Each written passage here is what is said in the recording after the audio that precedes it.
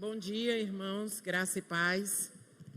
Mais uma manhã, graças a Deus, para refletirmos na palavra do Senhor. É um privilégio a gente vir à casa do Senhor e aprender mais do que Ele tem para as nossas vidas. Antes que eu faça a leitura do texto base e antes de orarmos para que o Espírito Santo fale aos nossos corações, eu gostaria de fazer uma pequena introdução.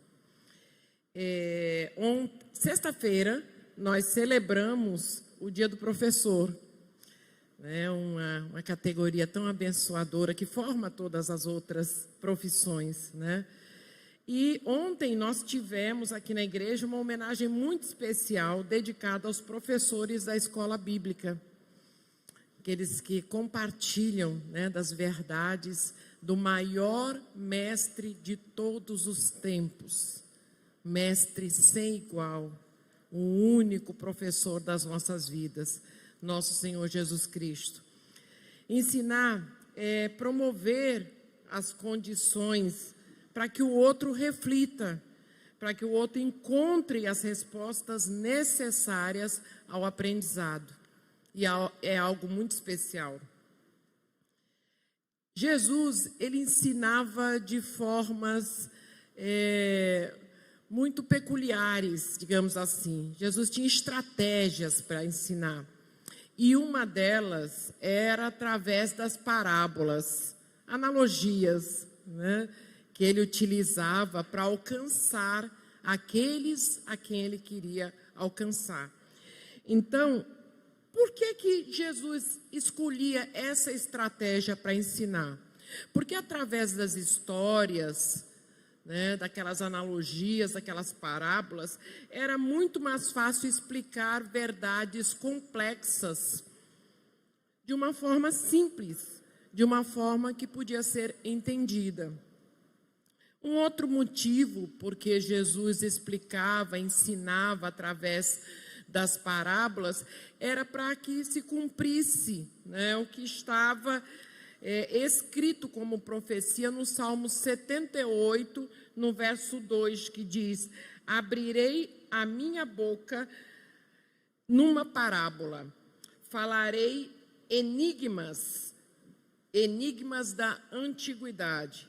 Suas palavras revelavam as verdades, em verdades, mistérios. Então, mistérios profundos eram revelados através da simplicidade das parábolas. E muitas das parábolas, Jesus precisava, tão complexo era, precisava ainda de uma explicação para que fosse entendido o seu significado.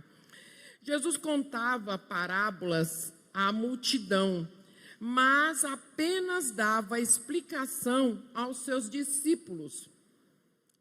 E no texto de Marcos, isso confirma, no capítulo 4, dos versos 33 e 34. Jesus contava as parábolas à multidão e explicava aos discípulos. O texto diz: e com muitas parábolas, tais lhes dirigia a palavra, segundo o que podiam compreender.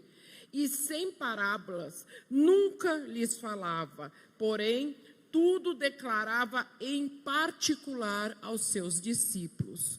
Então, aos discípulos, o Senhor explicava detalhadamente as parábolas. Ele fazia isso porque muitas pessoas da multidão atentem a isso. Isso é algo muito especial também, entender o porquê das parábolas.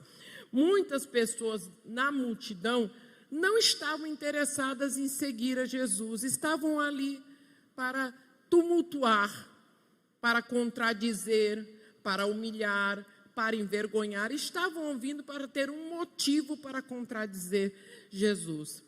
Então, ele vendo essas pessoas ali, o texto de Mateus explica mais detalhadamente o porquê Jesus então fazia uso das parábolas. E acercando-se dele os discípulos, disseram: por que lhes fala por parábolas? Então os discípulos chegaram para Jesus e fizeram essa pergunta: por que lhes fala por parábolas. E Jesus, então, explicou, e está explicando para nós essa manhã, porque a vós é dado conhecer os mistérios do reino dos céus, mas a eles não lhes é dado. Então, para eles soará como loucura.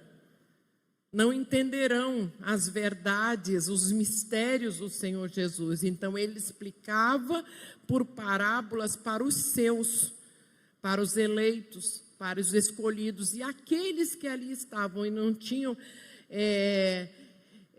não seguiam ao Senhor Jesus, então a eles parecia loucura. Essas pessoas, elas tinham um coração endurecido e não poderiam entender as verdades, mesmo ditas de uma forma tão simples, não compreendiam. Quem não estava pronto para seguir Jesus não ganhava entendimento. Apenas os verdadeiros discípulos têm acesso à verdade. As parábolas de Jesus eram bem simples, mas quem não amava a Jesus não as entendia, não as compreendia. Esse é o mistério. Nós que aceitamos ao Senhor, que amamos ao Senhor, nós podemos ler as parábolas e compreender as verdades que o Senhor tem para os nossos corações. Tendo feito essa introdução, então, nós vamos estudar uma parábola, né? Ela está em Mateus, no capítulo 21. Deixa eu passar aqui para que todos possam. Essa é a aula número 4, que fala sobre a obediência à vontade de Deus. E está aqui a parábola dos 2 filhos. É a parábola que nós estudaremos nessa manhã. O texto está em Mateus. Eu peço aos irmãos que abram no capítulo 21, dos versos 28 a 32. Diz assim, vou aproximar aqui para nós. E que vos parece? Um homem tinha 2 filhos. Chegando-se ao primeiro, disse: Filho, vai hoje trabalhar na vinha. Ele respondeu: Sim, senhor. Porém não foi. Dirigindo ao segundo, disse-lhe a mesma coisa, mas esse respondeu: Não quero. Depois, arrependido, foi. Qual dos 2 fez a vontade do Pai? Disseram: O segundo. Declarou-lhes Jesus: Em verdade vos digo que publicanos e meretrizes vos precedem no reino de Deus. Porque João veio a vós outros no caminho da justiça e não acreditastes nele, ao passo que publicanos e meretrizes creram. Vós, porém, mesmo vendo isto, não vos arrependestes, afinal para acreditardes nele. Oremos. Querido Deus, amado Pai, muito obrigado, Senhor, por este dia que o Senhor fez. Muito obrigado, Senhor, pela oportunidade de estarmos na Tua casa e aprendermos mais da Tua palavra. Senhor, nós queremos rogar ao Senhor que fale aos nossos corações, que abra o nosso entendimento, que possamos receber o entendimento através do Teu Santo Espírito, que possamos compreender e que principalmente, ó Deus, possamos aplicar na nossa vida, para que busquemos santidade na Tua presença. Abençoa-nos, ó Deus, Senhor, tem misericórdia de mim, Senhor, que eu possa ser um instrumento nas suas mãos, Senhor, e falar apenas aquilo e tão somente que o Senhor deseja trazer aos nossos corações. É o que nós te pedimos e desde já te agradecemos no santo nome do nosso Senhor Jesus Cristo. Amém. Então nós vamos falar, nós que somos pais, nós já passamos por isso, né? Dizer a um filho assim, faça isso. E ele diz assim, tá bem, mamãe, eu faço. E não faz. Não é? E às vezes você diz a um outro filho, mãe, não posso. E quando você vai ver, acabou fazendo. Pensou melhor, né? E resolveu. Então é um tema tão atual, um tema do nosso cotidiano, um tema do nosso dia a dia, essa parábola. E a beleza, a simplicidade das palavras, das parábolas do Senhor Jesus. Essa simplicidade de transmitir verdades complexas, misteriosas, com temas tão simples e tão atuais e tão cotidianos. Bem, Nós podemos talvez concordar que toda a humanidade é representada por esses dois grupos de pessoas que a parábola está exemplificando, né? Aqueles que dizem, sim, eu vou fazer, aqueles que prometem, aqueles que dizem que vão realizar, que vão fazer, que vão acontecer e não fazem. E outros tantos que se negam a fazer, que se negam a ouvir a Jesus, que se negam a seguir seus caminhos, que se negam a fazer algumas coisas e, pensando bem, refletindo, decidem fazer. Então, a humanidade está cheia, né, de exemplos assim. Quantos de nós, talvez, já tenham feito promessas ao Senhor, inclusive, e não têm cumprido? Quantos? Quando a gente começa o ano e promete ao Senhor ler a Bíblia 2, 3 vezes, não somente uma, e está chegando dezembro. Aí para pensar, Senhor, não consegui ler nem a metade. Quantas promessas nós temos feitas também a outras pessoas e não conseguimos cumprir? O apóstolo Paulo, ele mencionou sobre esse nosso comportamento contraditório. Isso é, nós sabemos o que é certo, desejamos fazer o que é certo, mas não fazemos. Conhecemos o que é errado, desejamos evitar realizar aquilo que é errado, mas de alguma forma nós acabamos indo naqueles caminhos, né? Fazendo aquilo que não agrada ao Senhor. Está lá em Romanos 7, 19 e 20, esse texto do apóstolo Paulo. É grave tal atitude, é muito grave prometer e não cumprir. É muito grave, porque prometer algo a Deus e não cumprir é uma afronta. É sério demais. Olha, em Eclesiastes, no capítulo 5, nos versos 4 e 5, nós lemos: quando você fizer um voto, cumpra-o sem demora, pois os tolos desagradam a Deus. Cumpra o seu voto. É melhor não fazer voto do que fazer e não cumprir. É melhor que você não faça. Melhor não prometer, se você tem alguma dúvida de que não vai cumprir, porque é uma afronta a Deus. Queridos, nem sempre é fácil a gente compreender a vontade de Deus, né? Principalmente quando a gente passa por lutas e por situações muito fortes, muito agravantes na vida da gente. Quantos porquês, né, a gente acaba? Por quê? Por quê? Não é fácil entender a vontade de Deus. Em determinadas situações é muito difícil. E mais difícil ainda é aceitá-la na nossa vida. Por isso, é importante conhecer a vontade de Deus. É preciso aceitá-la e cumpri-la. A parábola que nós acabamos de ler fala sobre filhos desiguais. E nos traz a aplicação para a nossa vida, que é extremamente necessária, a respeito das atitudes que nós vimos tendo, que nós estamos tendo hoje com relação a Deus. Por isso que ela é extremamente necessária. Deixa eu passar aqui. E a pergunta da análise desse texto é: quem faz a vontade do Pai? Afinal, qual o comportamento? Como fazer a vontade do Pai? Quem é que faz a vontade do Pai? Tem um pensamento, né, popular que diz assim, que as palavras comovem, mas os exemplos, quem já ouviu? Arrastam. Falar é blá, blá, blá, blá, pode até comover, né? Pode até impactar a mim, a você. Nossa, fiquei, forte. As palavras comovem, mexem, mas o exemplo, sem dizer uma só palavra, arrasta, impacta muito mais. E para Jesus, as atitudes falam mais alto do que as palavras.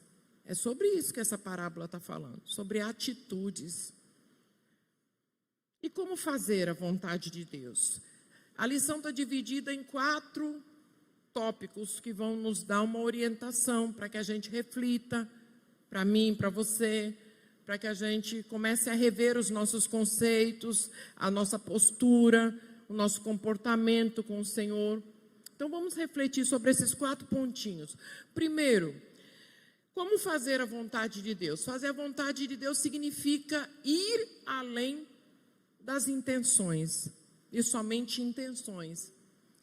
Aquela imagem ali, aquela figura, diz: a menor ação é melhor do que a maior intenção.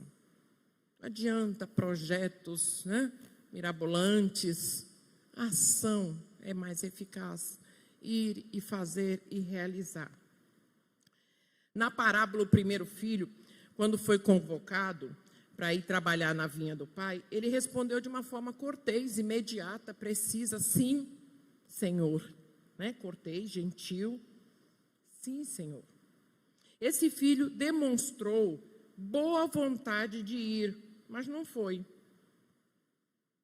Irmãos, quando Jesus contou essa parábola, ele encontrava-se no templo, falando aos sacerdotes e aos anciãos. Os sacerdotes eram autoridades, né? Como todos nós sabemos, religiosas, e viviam uma vida bastante rígida, cheia de regras, né? De imposições. Porém, eles não aceitavam os propósitos de Deus. Eram bons teóricos, mas falhavam na prática. Isto é, muito falar, mas nada de agir conforme ensinavam. Dentro das igrejas, existe muita gente que assume compromissos, mas às vezes acaba não cumprindo o que promete. São intenções. Boas intenções, mas somente intenções. Lembra do ditado? E isso é forte, né? De boas intenções, só intenções. Fazer a vontade do Pai é mais do que ter boas intenções. É ir e fazer. Isso é obedecer, é submeter-se, é amar, é ir e fazer. Então, o primeiro ponto da nossa lição, bem resumidamente, fala que não bastam as intenções. A gente tem que ir além das intenções. É melhor até não prometer, como diz o texto de Eclesiastes. Melhor ir e fazer e realizar. Bem melhor aos olhos do Pai. O segundo ponto fala sobre como nós devemos fazer para cumprir a vontade do Pai. Fazer a vontade do Pai significa aceitar os seus propósitos. Quantos personagens, quantos homens na Bíblia nós vimos que relutaram? Disseram: não, eu não vou. Eu lembro logo de Jonas. Não vou. E é uma teimosia, uma desobediência, não vou. Quantos? Assim como Moisés também, né? Como Jeremias. Então, homens que relutaram, mas depois tornaram-se instrumentos nas mãos do Senhor, abençoadores, né? Porque eles refletiram e eles obedeceram. Então, Deus é soberano. Todo o controle está nas suas mãos. Tudo. Não há nada que fuja ao seu controle. O Pai tem propósitos sublimes para elaborar os seus planos. E não é competência nossa, competência humana, questionar os propósitos de Deus. Um dos filhos, aquele que se negou a ir à vinha trabalhar, tomou consciência de que sua atitude de negação também era uma negação aos propósitos, aos planos do Pai. Nós precisamos entender que todas as coisas cooperam para o bem daqueles que amam a Deus. É um texto tão conhecido nosso, não é? Quem não conhece Romanos 8, 28? Mas quão difícil é a gente entender quando a gente está passando pela luta. Não é assim? citar esse texto, todas as coisas cooperam para o bem daqueles que amam a Deus, é muito simples. Mas quando vem a luta, quando vem a tempestade, quando vem a adversidade, quando vem a tormenta, esse texto, para a gente colocar em prática, precisa ser muito crente. Precisa ser muito crente mesmo. E nós precisamos buscar essa condição de crer que todas as coisas, por piores que pareçam aos nossos olhos, estão cooperando para o nosso bem, porque nós amamos ao Senhor.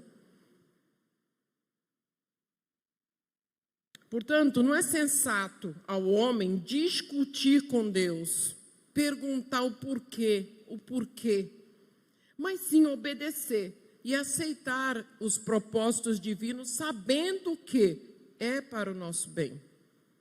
Nós que somos pais, quantas vezes a gente precisa dizer não aos filhos e corta o coração? Já passaram por essa situação que você diz não, mas você fica assim, nossa, queria tanto ter dito sim, mas não posso, eu tenho que dizer não.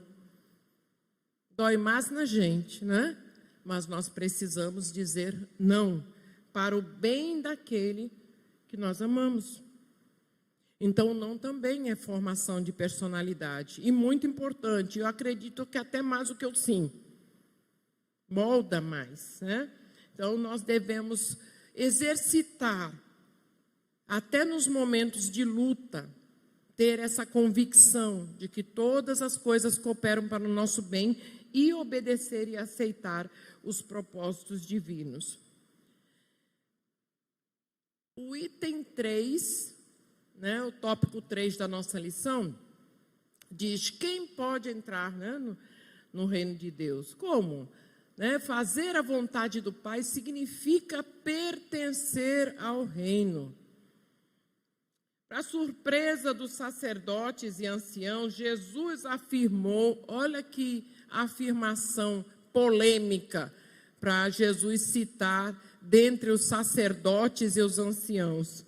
Ele disse que os publicanos representavam a categoria de pessoas más e eram impopulares. Eles e as prostitutas, que representavam uma classe bem desprezada, eles poderiam preceder a entrada dos sacerdotes. Nossa, que choque para eles, né? Se achavam tão acima dessas pessoas. Então, foi uma surpresa impactante, porque dizer para aqueles pretensiosos guardadores da lei, arrogantes, que chegavam no templo, lembra da oração do publicano, que disse, Senhor, muito obrigado, porque eu dou os dízimos, porque eu sou fiel, porque eu sou correto, porque isso, porque aquilo, a arrogância. E aqui Jesus está dizendo, estes homens e mulheres podem ir primeiro, chegar primeiro ao reino que vocês. Então, eles ficaram afrontados, porque eram pretensiosos e eles não poderiam admitir que aquela classe da sociedade de tão baixa moral poderia ter acesso ao reino antes deles, Isso foi um golpe mortal para eles, foi um insulto imperdoável. Pertencer ao reino é a primeira motivação para se fazer a vontade do Pai. Então, para fazer a vontade do Pai, a gente precisa ter o desejo de pertencer ao reino, ir para a glória. Deve ser a nossa primeira motivação para ser obediente, para fazer a vontade. Precisa ser a nossa primeira motivação.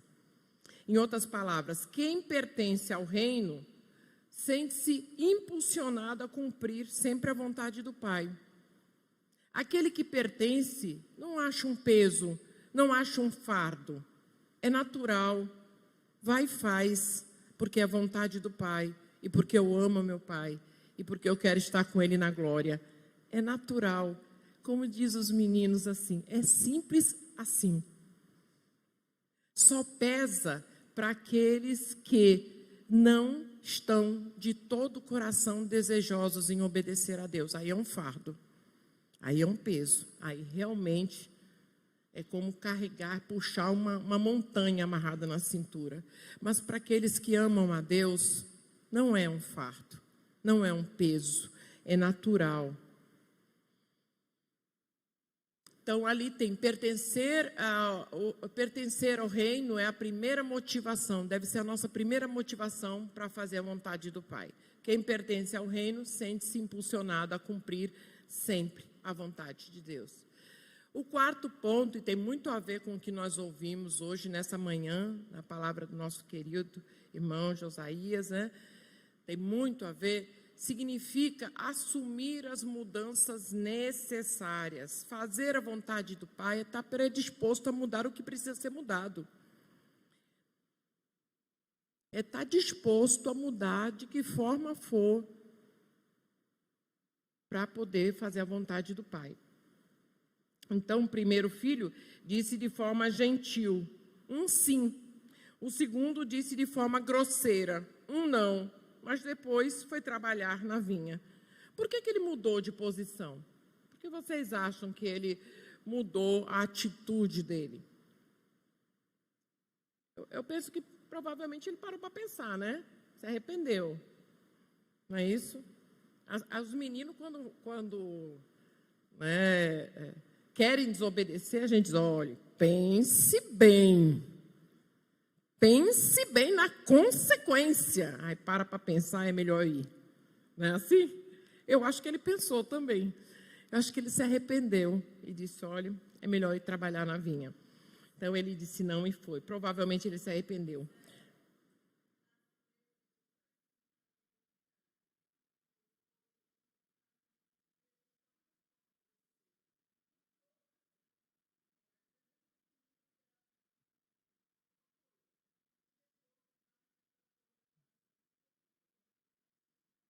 Sheila está falando, está mostrando aqui o oposto também que acontece com os pais. Às vezes o filho quer comer algo especial.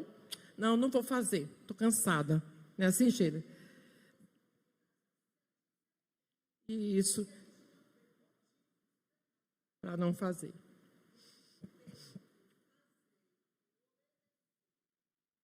É melhor. Servir é melhor. Harmonia no lar. Então, muitas vezes se diz não, mas se pensa melhor e olha lá o prato maravilhoso na mesa e o filho sorrindo daqui, né? E feliz, né? Porque se pensou melhor, o obedecer muitas vezes traz tranquilidade, o resultado da harmonia, a paz dentro do lar. Então, é muito bom quando a gente para e pensa sobre as consequências. Para fazer a vontade do Pai, é preciso tomar uma decisão de mudar de conduta. É preciso tomar essa decisão. Dentro das igrejas também nós vimos muitos que se dizem ser cristãos e têm levado uma vida de religião fria. Sem compromisso, sem responsabilidade, sem assumir, meio que em cima do muro.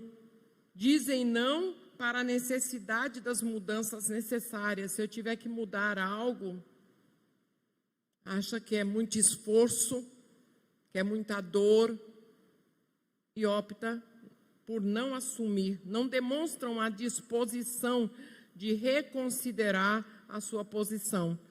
E se arrependem.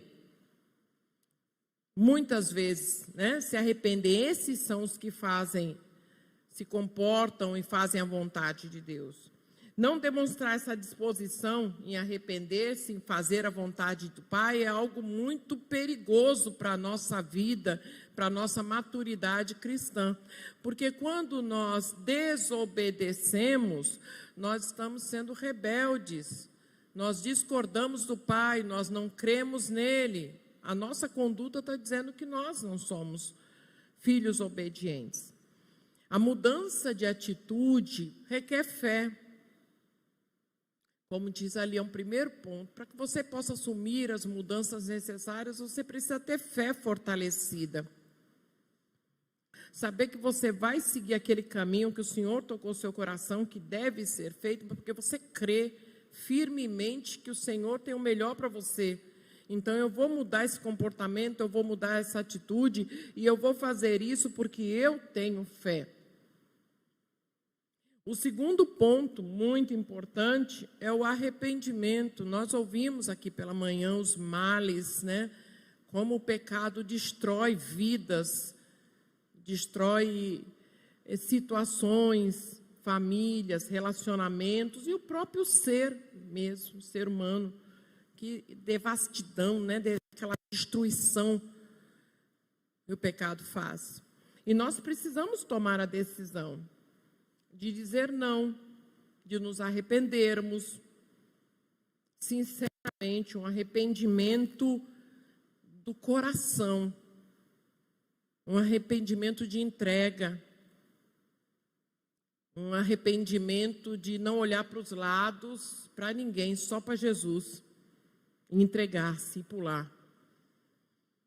E obedecer, a obediência. Então, assumir mudanças necessárias para a nossa vida, para que nós estejamos no caminho do Senhor, para que nós estejamos em concordância com a sua verdade, requer que nós tenhamos fé fortalecida, que nós nos arrependamos, né, daquilo que nós temos em falta. Nós ouvimos hoje confessar, falar é bom. Quando você tem, né, alguém que falar, confessar. Existem pecados que você não tem coragem nem de pensar, quanto mais de confessar. Por isso que é dito que deve se confessar, botar para fora, pedir perdão ao Senhor e arrepender-se verdadeiramente. Nós vamos estar tendo a atitude do segundo filho, que disse não de forma grosseira, mas pensou, refletiu, arrependeu-se e obedeceu. E o Senhor Jesus está dizendo, está contando essa parábola no meio daqueles sacerdotes, daqueles anciãos, para poder passar essa verdade, de que mesmo eles naquela arrogância, naquele convencimento de que eles são santos, as meretrizes e os publicanos poderiam passar à frente deles, caso o arrependimento e tomasse a decisão de obedecer. Poderiam ir à frente.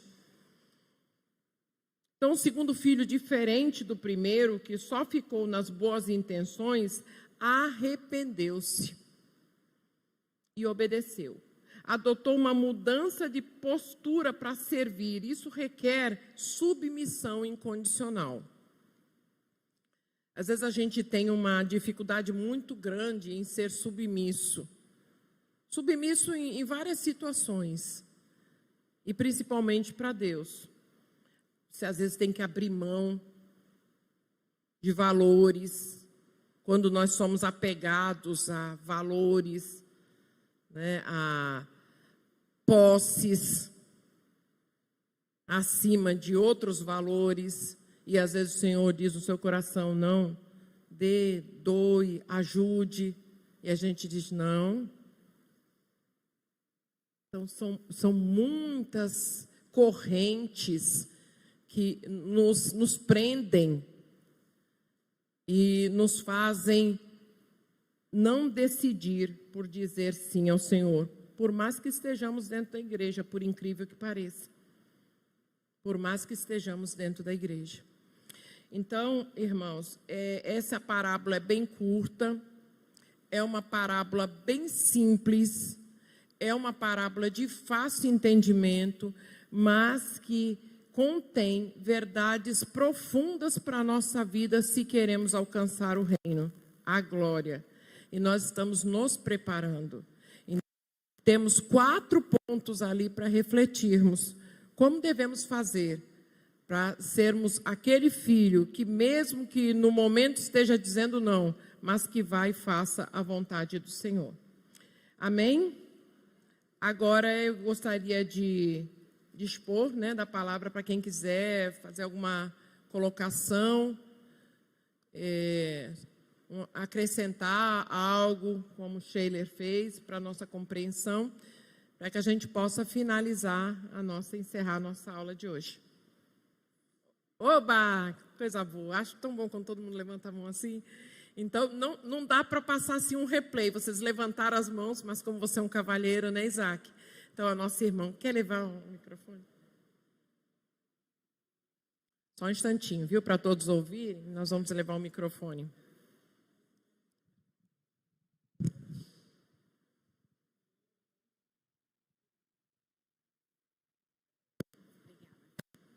Bom dia a todos. O que você falou hoje foi muito importante para mim. Eu sempre ouvi da minha mãe assim, se for fazer de má vontade para Deus, é melhor que não faça.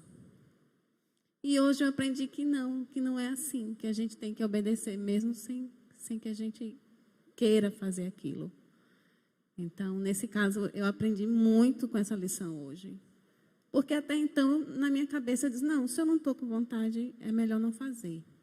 Mas agora eu me convenci que mesmo com má vontade, com o coração meio endurecido, eu tenho que fazer, tenho que obedecer, mesmo que eu não esteja querendo. Era isso que eu queria falar. Obrigada, irmã. Deus abençoe.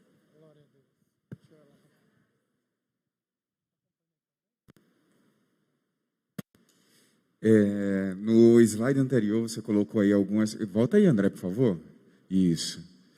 Pertencer ao reino é a primeira motivação para se fazer a vontade do Pai. O que eu quero trazer é que, muitas vezes, mesmo pertencendo ao reino, e a motivação sendo latente, nós encontramos e buscamos do que encontramos desculpas para não fazer a vontade do Pai. É importante salientar que Cristo estava falando aí para os discípulos. E se ele estava falando para os discípulos, é como você mesmo trouxe, né? As parábolas eram em uma linguagem própria e para o fácil e simples entendimento daqueles que o ouviam. Então, se Cristo estava falando aquilo, ele estava falando para os discípulos, os escolhidos, os salvos que estariam e que estão nos céus, gozando das benesses do reino dos céus. E eles, muitas vezes, deixavam de fazer a vontade do Pai. O que é que isso quer nos dizer? O que é que isso quer nos trazer, então, e nos dizer? Que mesmo quando erramos, se erramos, fica para trás. Hoje, o que é que eu estou predisposto a fazer? A continuar errando? E amanhã? Amanhã pertence a Deus, mas o hoje e o agora. É isso.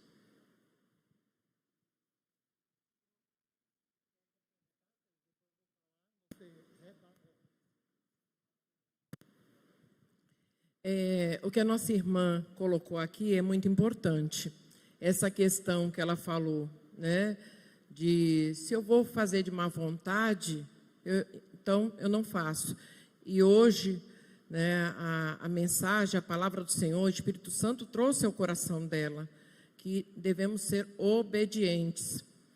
E eu penso que, além da decisão de tomar, além de tomar a decisão de ser obediente, de fazer, mesmo com o nosso coração não está muito favorável, nós precisamos orar e dizer, Senhor, eu quero ser obediente.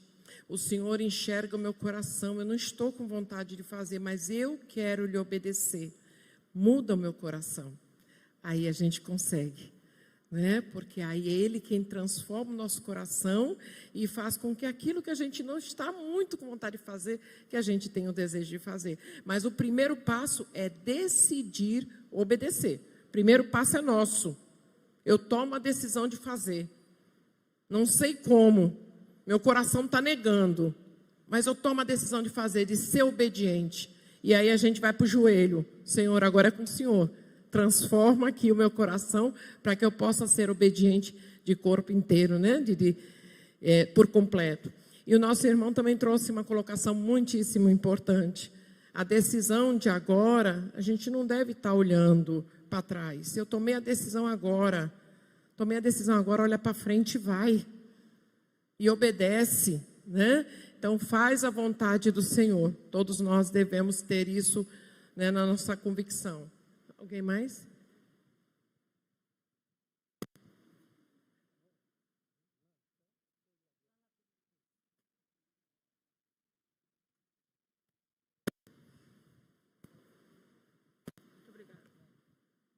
Bom dia, irmãos. Quando eu estava lendo a lição dessa semana, eu fiquei lembrando, pensando, analisando, mais que ser obediente ou não, você vê implícito ali uma coisa chamada sinceridade, chamada verdade. O filho que negou, que aceitou, ele estava sendo mentiroso. Ele não tinha no coração dele o desejo de fazer, ele mentiu, né? Então, além da desobediência e a mentira, né, duas coisas pesadas. E o segundo, ele foi sincero, mas ele fez. E aí eu comecei a pensar em algumas coisas que a gente, depois que passa a ser avó, a gente tem mais oportunidade de analisar e de curtir, de refletir, do que quando é mãe, porque todos que são mãe aqui sabem, né, todas as atribuições. E eu fiquei pensando nos 6 netos que o Senhor já me deu. E eu vejo que alguns, eu tenho uma neta que, em particular, que a primeira tendência dela é dizer não. Você precisa fazer isso. Ela, não. Aí eu olho para ela e falo, sério? Tem certeza? Aí ela olha para mim meio assim e ela sai. Mas o que é mais importante, ela faz bem feito. Ela não faz pela metade. Eu fico impressionada. Eu digo para ela, vai arrumar o quarto agora. Ela tira tudo. Ela não faz uma simples arrumação. Então, eu fico pensando naquele filho que disse, eu não quero. Mas ele foi obedecer. Fez bem feito. Fez com excelência. Porque ele foi motivado pelo arrependimento e pelo amor. E quem ama quer fazer o ser amado feliz. Eu digo para os meus netos o seguinte, se você não for apaixonado por Jesus Cristo, repense sua vida cristã. Porque quem ama não quer ver o ser amado triste por sua causa. Você quer fazer tudo para se sentir feliz e fazê-lo feliz. Então, eu acho que aí tem a coisa da sinceridade e de fazer por excelência.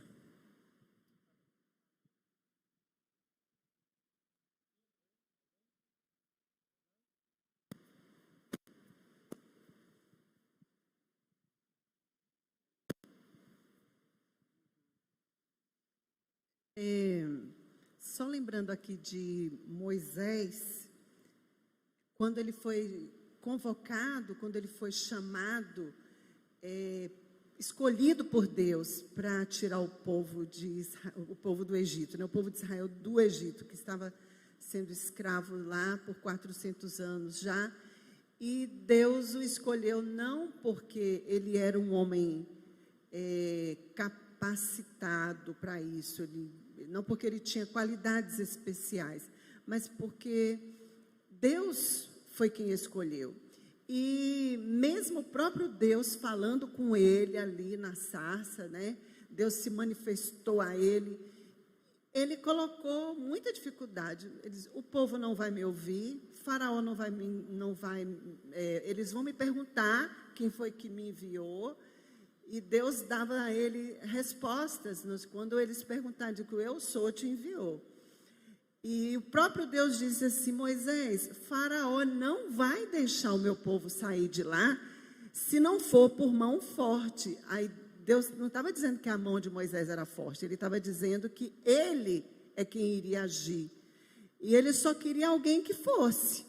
Aí, para finalizar a conversa, Moisés ainda disse, Senhor, eu não sou nem eloquente, eu não sei nem falar. Então, ele diz ali que ele era pesado de língua, né? Então, Deus disse, olha, eu não quero que você se preocupe com nada, eu só quero que você vá e obedeça. E Moisés foi, e nós temos aqui a história hoje para ler, para estudar, para contar, né, da mão forte do nosso Deus agindo no meio daquele povo. Então, a gente tem que obedecer e não ficar achando que vai fazer alguma coisa porque a gente tem competência, porque a gente tem dons, tem talentos. Não, a gente só tem que ter uma coisa, obediência.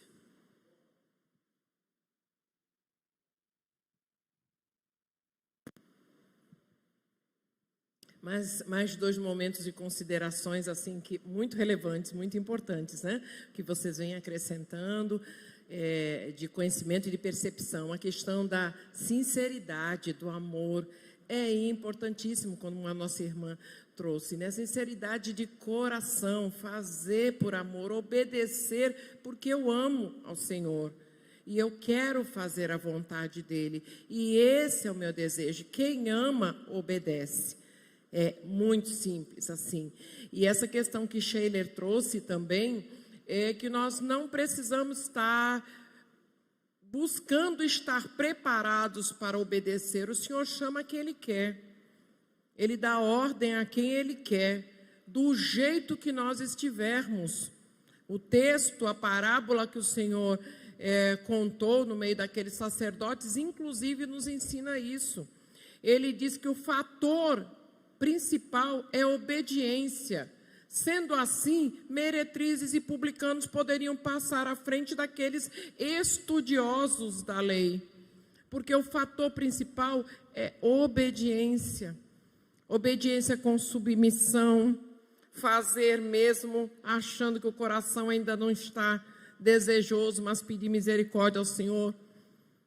Obedecer mesmo que aqueles pecados do passado, problemas do passado venham martelar. Não, eu estou olhando para frente, eu quero fazer a vontade do Senhor, eu quero me arrepender e eu quero obedecer.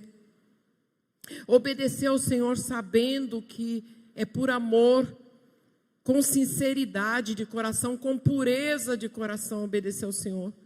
E obedecer ao Senhor com o que nós temos nas mãos, com aquilo que o Senhor nos deu. E se mesmo que os nossos olhos não estejam vendo nada, você pode ter certeza que o Senhor está vendo aquilo que Ele colocou nas suas mãos. A gente pode não estar vendo, e Ele está te chamando, como no caso de Moisés, que diz, eu não sei nem falar. Nós só precisamos nos colocar nas mãos do Senhor e servir como instrumentos. Quando a gente vem para cá, para compartilhar, não é nem para ensinar, quem ensina é o Mestre Jesus. Quando a gente vem para cá para compartilhar aquilo que a gente ficou em casa, estudando, pensando, refletindo, orando, a gente pede muito misericórdia ao Senhor, muita, porque é muito sério. Se você não orar, se você não pedir ao Senhor que tenha misericórdia de você, você começa a falar coisas que vêm do seu coração, impulsionado por você. Isso é uma afronta a Deus. Então a gente tem que estar pedindo o tempo todo, Senhor, que não seja eu, que seja o Senhor, que não fale eu, que espalhe o Senhor, que não seja aquilo que eu quero falar, mas que seja aquilo que o Senhor quer exortar. E muitas vezes a gente está falando aqui, a pancada está batendo aqui. Porque nós pedimos, a gente está falando aqui e sai por ali pensando naquilo que você estava pregando, porque o Senhor está martelando na sua mente. Isso é para você também. Isso é para você também, para você se endireitar. Então é muita responsabilidade. Mas eu creio que nós só precisamos nos colocar à disposição do Senhor, com sinceridade. E dizer, Senhor, eu não sou nada, mas eu quero me colocar como instrumento, mesmo não tendo nada nas minhas mãos. E o Senhor pode falar para mim e para os meus irmãos aquilo que o Senhor tem do teu coração para o nosso coração. Amém? Alguém quer mais alguma, para que possamos orar e encerrar a nossa aula de hoje? Ainda dá tempo, nós temos tempo. As minhas aulas sempre terminam um pouquinho antes. Então, nós temos um tempinho ainda. Não? Então, eu vou pedir a Sheila que, por favor, ela encerre essa aula de hoje com uma oração de agradecimento a Deus pelo que Ele nos ensinou nessa manhã. E vamos nos comprometer a pensar sobre a parábola dos 2 filhos e aplicá-la nas nossas vidas, né?